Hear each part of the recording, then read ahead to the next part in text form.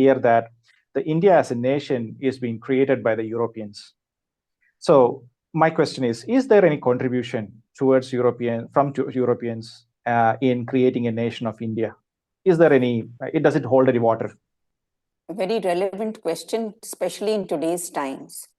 The fact is that centuries before the Europeans came into India, we can trace the idea of India as one political unit from ancient texts.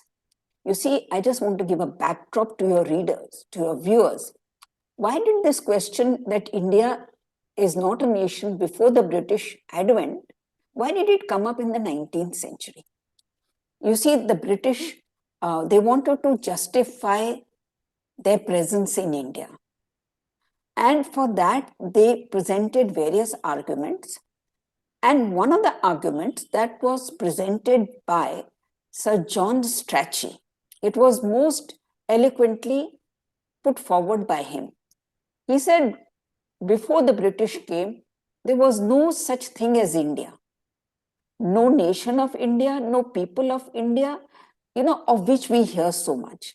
So he said that before the British came, India was not politically united, it was not culturally united, and was divided into thousands and thousands of small units.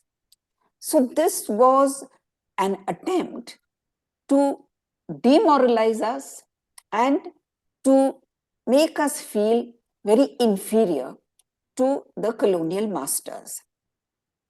But the thing is that many Indologists, early historians of India, they examined this at length. And it is so surprising that when India was under firm colonial rule, they were able to challenge this view. And the first evidence that they have, first of all, they looked at the ancient texts and they presented the view that by 500 BCE, the whole landmass of the subcontinent was known to the people of India. So I don't want to get into that, but they have quoted various texts beginning from the Rig Veda, going to the Shatpad Brahmana, which talks about the discovery of Eastern India, and then further south.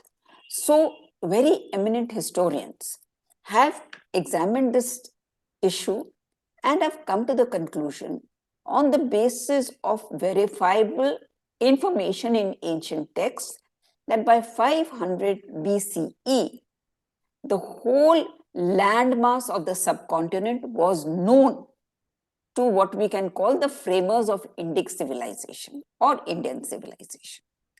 Now, we have to keep in mind that India is such a vast piece of land. And at that time, there were no means of communication that could make the discovery of this landmass an easy process. Keeping that in mind.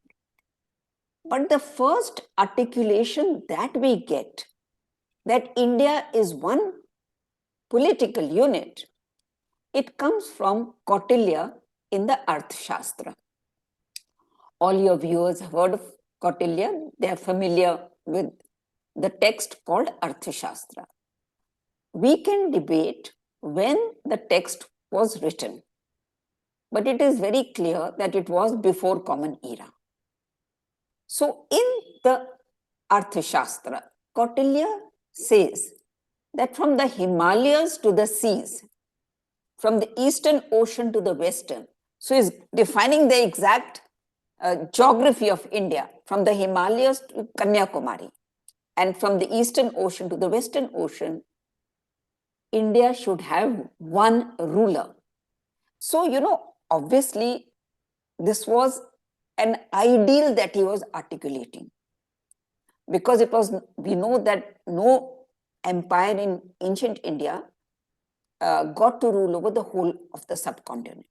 The Mauryan Empire, which was such a large empire, was not able to, control parts of Kerala, Pandya kingdom, etc., which is enunciated and described in Ashoka's edicts.